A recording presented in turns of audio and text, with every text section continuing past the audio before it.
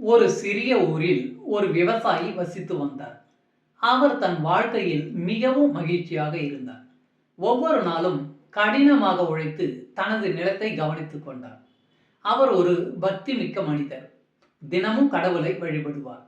ஒரு நாள் விவசாயி தனது வயலில் வேலை செய்து கொண்டிருந்த பொழுது வானம் கருமையாக மாறி மழை பெய்ய ஆரம்பித்தது.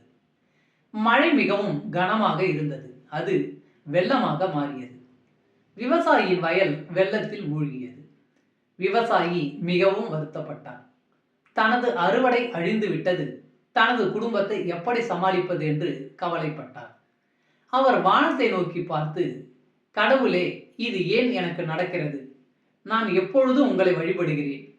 ஆனால் இப்பொழுது நான் எல்லாவற்றையும் இழந்துவிட்டேன் என்று கதறினார். அப்போது ஒரு மெல்லிய குரல் கேட்டது.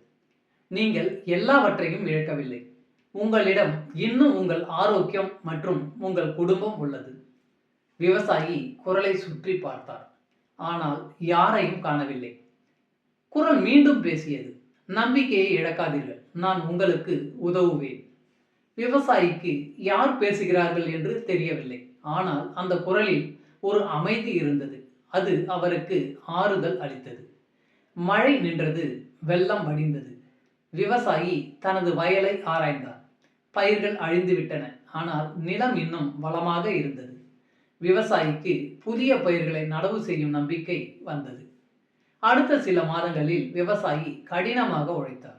அவர் புதிய பயிர்களை நடவு செய்து தனது நிலத்தை மீண்டும் கவனித்துக் கொண்டார். அறுவடை நேரம் வந்தபோது விவசாயிக்கு ஒரு அற்புதமான அறுவடை கிடைத்தது. அவர் தனது வாழ்நாளில் இதுவரை பார்த்திராத அளவுக்கு அதிக பயிர்களை அறுவடை செய்தார். விவசாயி மிகவும் மகிழ்ச்சி அடைந்தார். கடவுள் தன்னுடைய வாக்குறுதியை காப்பாற்றியுள்ளார் என்பதை அவர் அறிந்தார். தனது கடின உழைப்பிற்கும் நம்பிக்கைக்கும் பலன் கிடைத்தது. இந்த அனுபவம் விவசாயிக்கு ஒரு பாடம் கற்றுக் கொடுத்தது. வாழ்க்கையில் எதுவும் நிரந்தரமல்ல என்பதை அவர் கற்றுக்கொண்டார். கடினமான காலங்கள் வரும். ஆனால் நம்பிக்கையை விடக்கூடாது.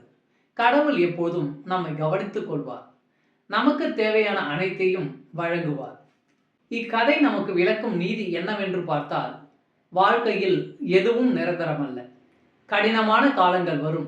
ஆனால் நம்பிக்கையை கைவிடக்கூடாது. கடவுள் எப்பொழுதும் நம்மை கவனித்துக் கொள்வார். நமக்கு தேவையான அனைத்தையும் வழங்குவார். நன்றி. வாழ்க வளமுடன்.